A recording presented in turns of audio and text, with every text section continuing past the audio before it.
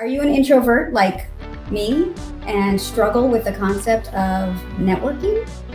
Are you a type of person that's trying to figure out how you can use your network to really make yourself well known and established in your career? If either of those questions relate to you, thank you so much for joining us. We're going to be talking about all of that.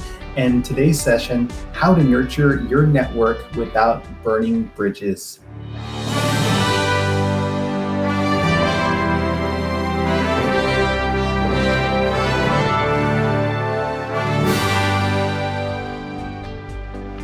Okay, hi, welcome back. This is Karen. This is Javier. And together we are the Gov Geeks. Thank you very much for joining us for Gov Geeks Assemble. This is a fantastic podcast. Level up your 9 to 5 on 95. Karen and I are the Gov Geeks. We put our organization together to provide some value to public servants, government employees who are interested in finding some fulfillment and satisfaction in their career. This is our weekly podcast. We come on live at 6 o'clock every Thursday Eastern Time. Exactly. Thank you very much for joining us. And also, just to put in a quick plug, if you're interested in resume templates, designs, we have a great free course that is available on our website. All you have to do is go to thegovgeeks.com. And when you're there, just sign up for our community, or as Karen likes to say, our geekdom, which is fantastic. And we'll provide you some information. There's a direct link and everything that comes after you sign up for that, but we look forward to sharing that with you. So Karen, tell us a little bit about our topic that we're going to be talking about today. Right, so it's all about nurturing your network. So essentially building those relationships through networking, through introductions, through relationship building. So all of that, which is a huge soft skill, and it will help you in your career. Yeah, soft skills especially are fantastic. There are a couple of areas that we're going to talk about for our session today. The first one is going to be more about really how you go about making time for catch-ups, for working with people. The next item is connect helpful resources for individuals. We'll go into more details about that one. And then lastly, we'll talk a little bit about making introductions as well. And of course, we have a new feature for this week. We have Q&A, or questions and answers, from the Gov Geekdom. We've had a couple of great questions that have come through that we want to share with you guys. But first, are you ready to jump into it? Absolutely. Okay, so let's go ahead and get started. So the first one then is make time for catch-ups. So what's that all about, Karen? Right, it's, we're all busy in our day-to-days, so it's really hard to make that time to catch up with people, reach out to them. Either it's your former boss or even your current boss, or colleagues. Just making time to have those, coffee breaks. Right. Even now in the virtual world that we're living in, making time for some virtual check-ins. And you can do that, again, with anybody who you want to build those relationships with. And we talk about not burning bridges, right? Because you just never know when that interaction will come full circle again. I think we've both been in situations where we've been working with people in a completely different organization, completely different sector, and we end up right back, with those people. So you never want to burn those bridges. That's very crucial. So it's having that political savvy to navigate networking. Political savvy is, of course, very important. And in the whole idea about making time for catch-ups, it's not necessarily just about an individual that you can get close with that can potentially help you in your career. But honestly, it's just trying to think through how you could be of value to other people as well. So you're not just trying to, have those conversations with very key influential people, but it's about people that you work with, your peers, your colleagues. And it's also about people that you can help to help them move through their career as well. It's interesting how well we are all interconnected. Through one means or another, we all have these connections, and these pop up at the funniest times. I mean, you have conversations with people, time goes by, and before you know it, wow, they can be in a hiring position, a more influential position. They can know someone that can refer a person for your team if you're looking to hire people. They may have more information. And believe it or not, memories really do matter. Right. Yes, they do. Yes, they do. So kind of like what Karen was saying about burning bridges, if they have that memory about, I just wanted 5 minutes with this person. It's just that they can help me with my career, help me understand something, and they couldn't even take the time to talk with me then. Why should I help them now?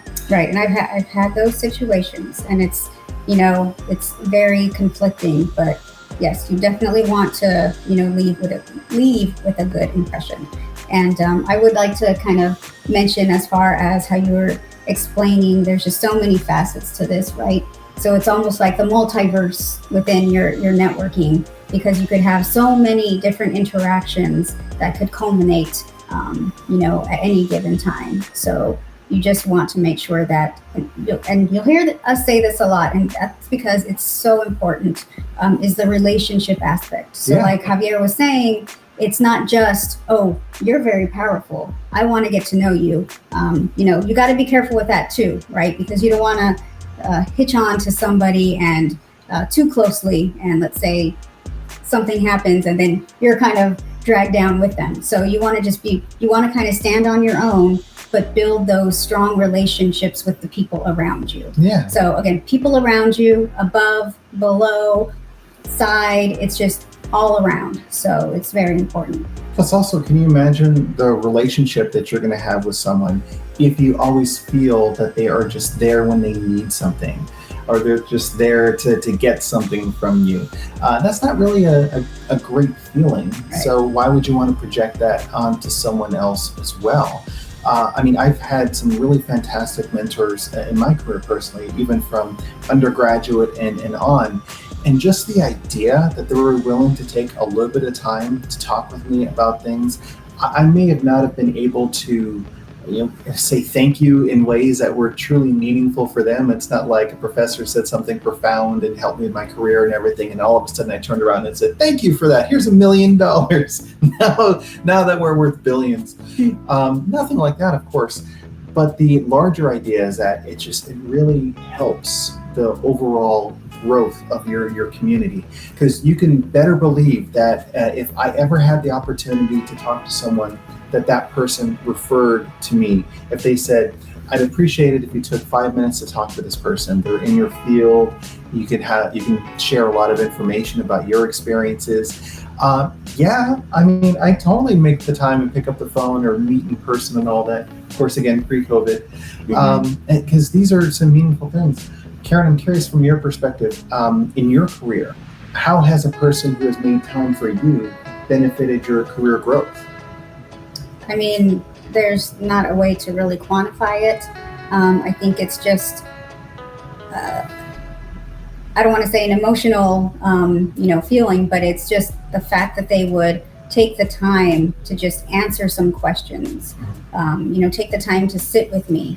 I've had several of those instances where just in awe of this person, and they, take time to talk to me about my career and my aspirations, I think is something that is just very impressionable on an individual. So, and then that's why it's so important to then, I feel obligated to, of course, thank them, right? But pass it on. So definitely it's impactful.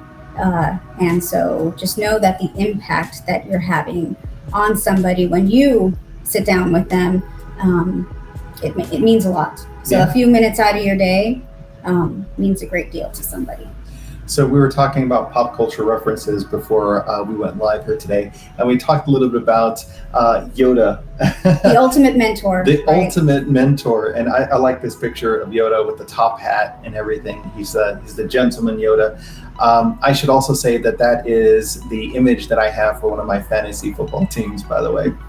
But what I always appreciated about Yoda is if you watch his interactions, he works with so many different people, everyone from what he would call younglings or young Padawans in the Jedi Order to people that are more senior, or even to advising some of the most influential people in the Republic. which was always really cool to see.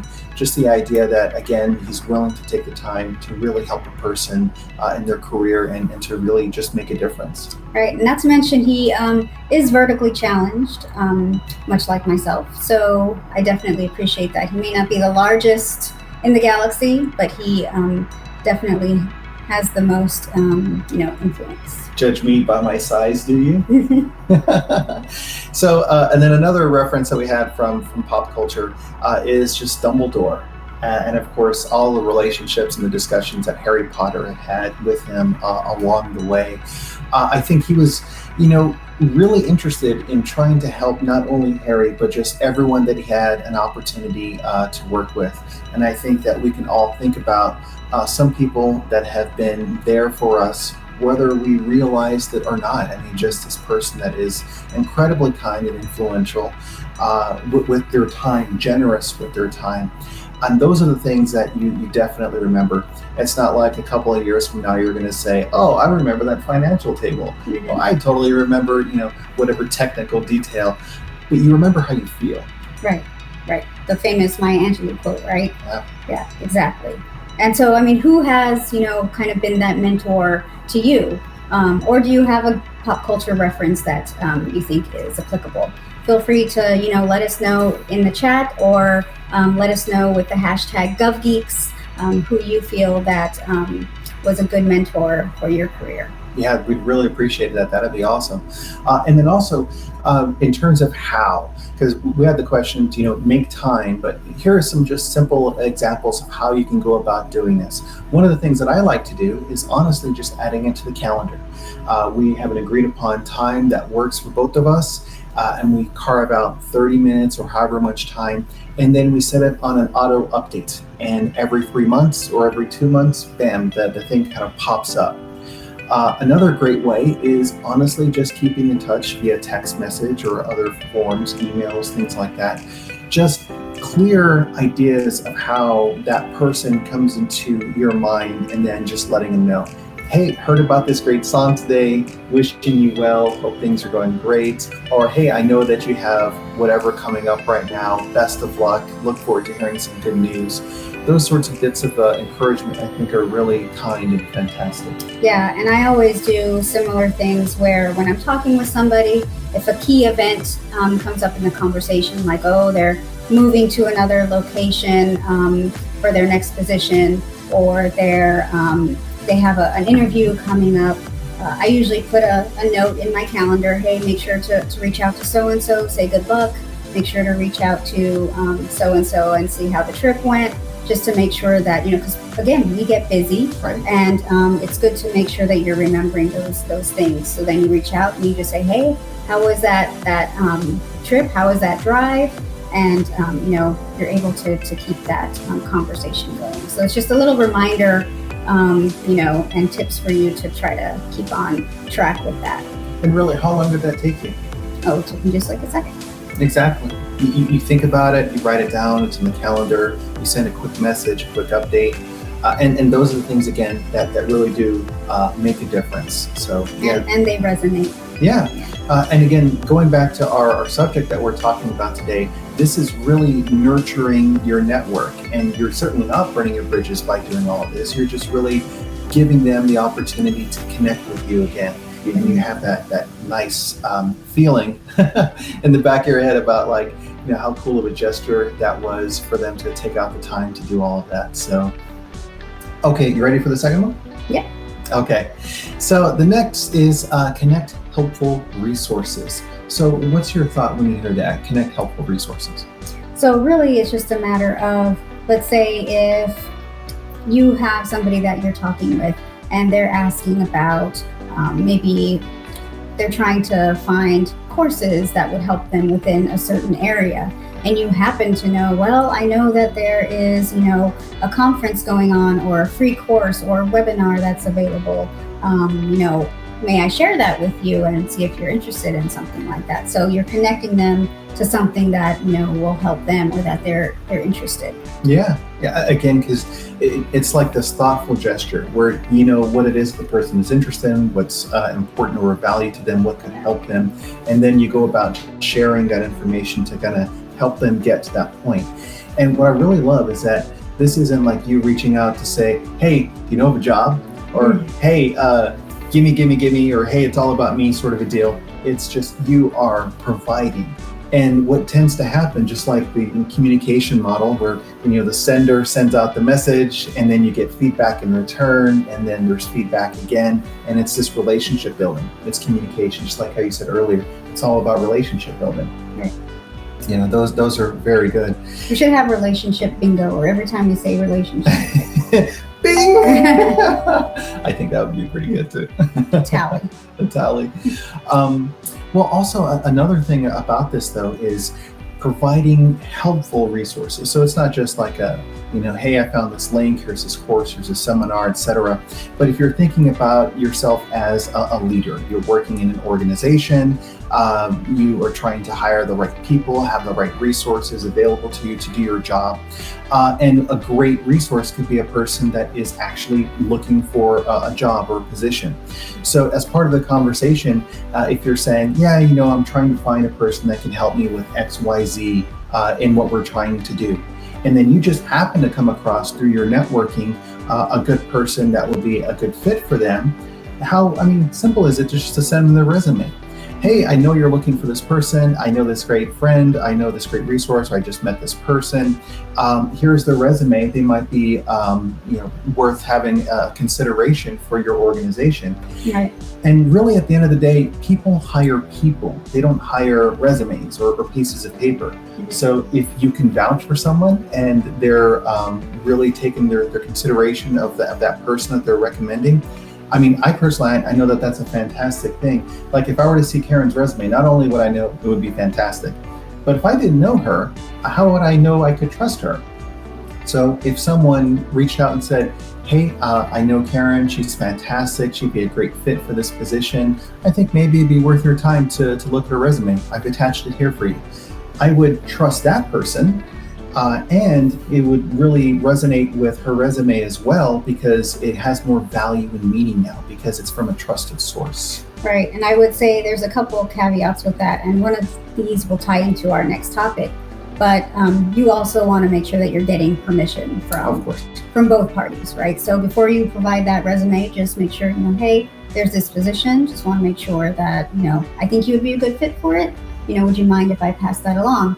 And then, then you can do so. The other caveat is you definitely want to be careful. Make sure you do trust that is a trustworthy person, right? Of course. Nothing like vouching for somebody and doesn't work out very well. So you just want to make sure you're very careful with that. So don't be just throwing out everybody's resume, right? So you don't want your name to be associated with something like that. So just a couple caveats with that. Very good caveats, indeed. But that call me a pessimist. I don't know. Pessimist, that's fine. A realistic optimist. There you go.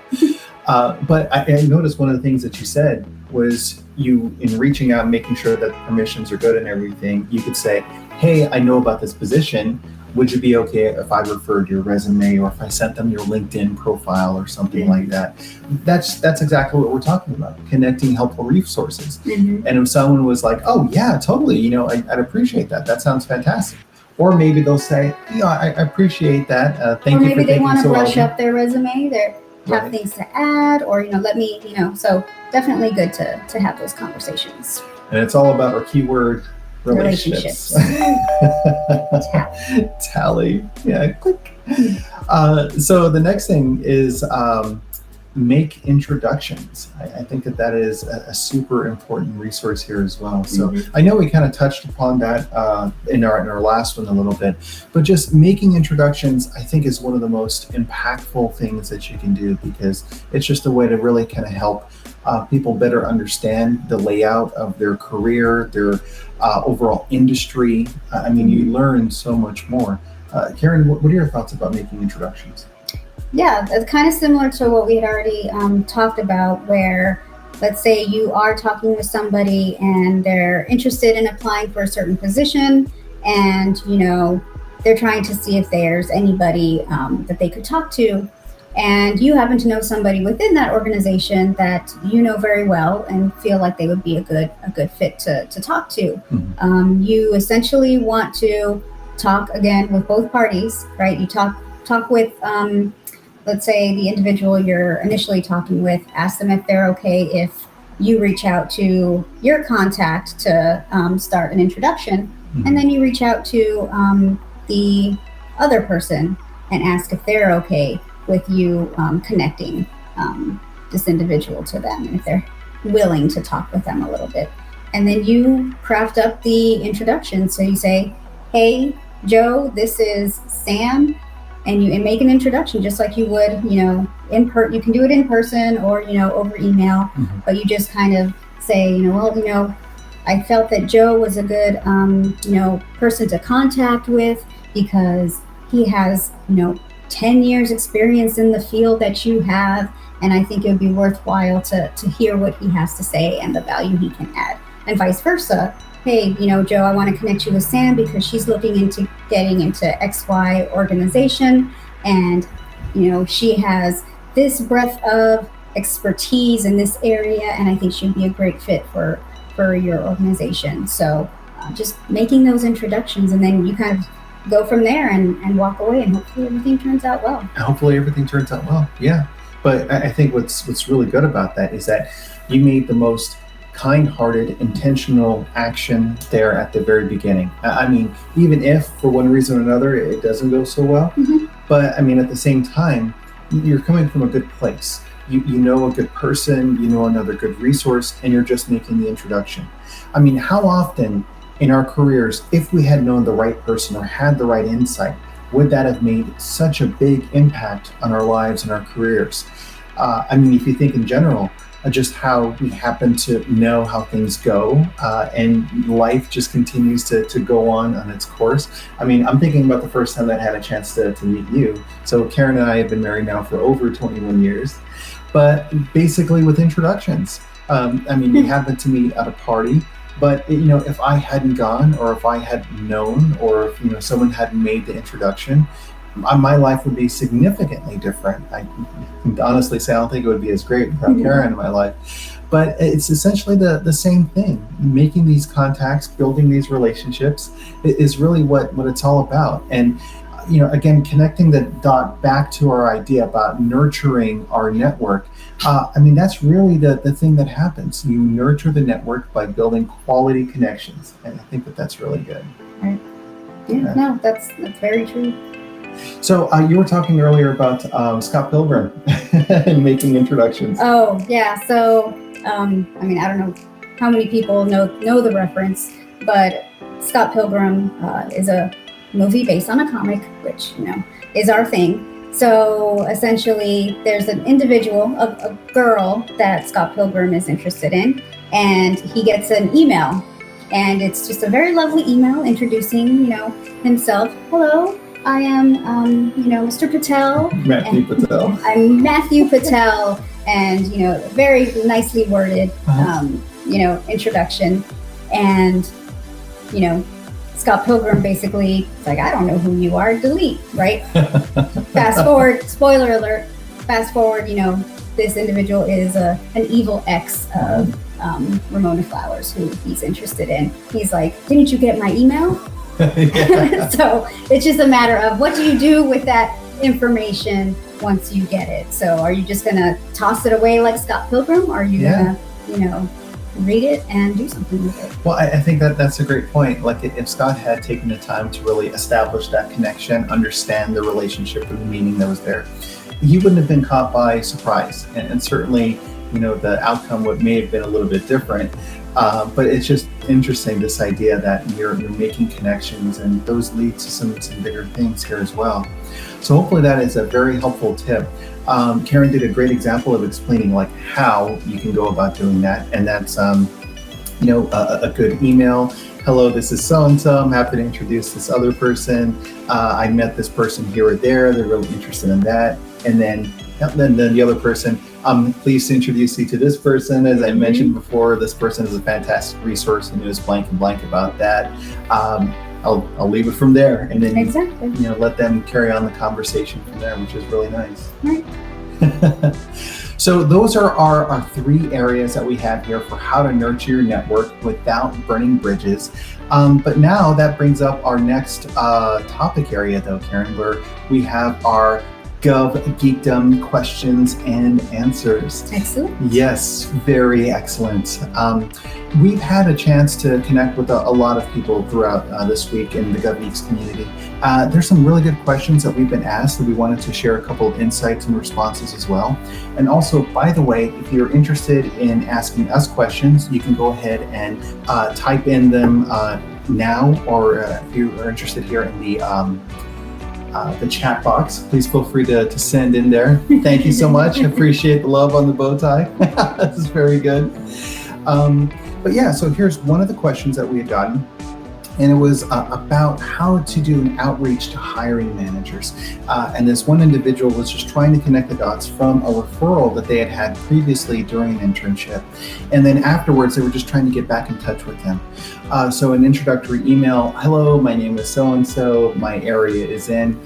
Karen, curiously, like that scenario that you gave earlier, a person makes an introduction, connects both of the people together. How would you suggest to best go forward and talk to the person that you've been introduced to? So you essentially say, thank you for the introduction. And a lot of times it's, can we set up a time to talk? So you want to actually set up designated amount of time to have a conversation.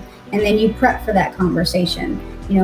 What kind of questions do you want to ask them? So when you sit there, you can have, that outline that will help the conversation move along.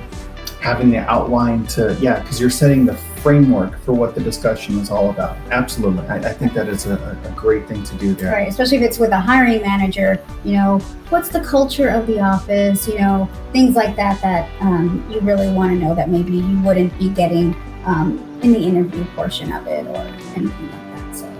Very good. We had another question this week about application strategies, about how best to go about finding the right job to apply to, which is the biggest career area.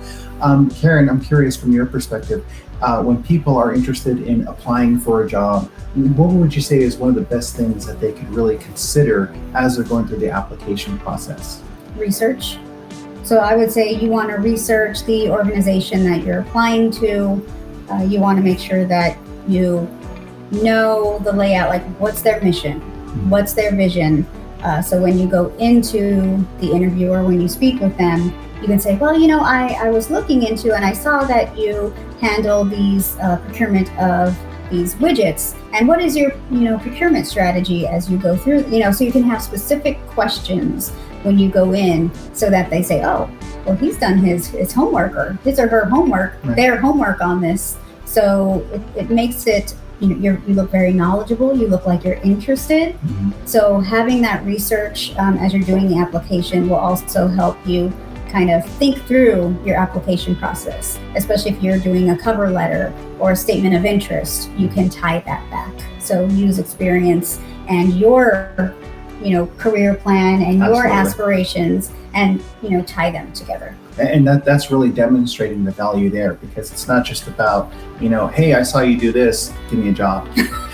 It's like, I appreciate you guys are doing X, Y, and Z. I've had experience doing these activities as well. Here's some of my successes that I've gone through. I'd like to bring that track record of success here. I understand what your needs and concerns are. I know how to help you. And that is a lot more of a connection that's there, certainly. And I'll say briefly also for application strategies, when you are looking on USA Jobs and you type in your job series number or area that you're looking, on the right-hand side, it'll say how many positions are available and at what grade levels for that type of position. So you want to find a field or an area that has a lot of availability, not just in the entry level that you're going into, but also going up as well. The more of those that you see, the easier it is for you to grow into that. Yeah. So looking at the time now, it's just about 6:30. The time really does fly, doesn't it? I enjoyed our conversation today, Karen. I as well. Yeah, this was very helpful. So this is how to nurture your network without burning bridges. This has been a fantastic conversation. The podcast here is Gov Geeks Assemble. level up your 9 to 5 on 95. Please feel free to reach out to us if you have any questions along the way. But outside of that, Karen, do you have any closing thoughts? I would just say, don't be Anakin. You don't want to burn your bridge and your legs. So just be careful with that. Just be careful with that. I would think it could end on a better note. Thank you so much, everyone. We really appreciate your time.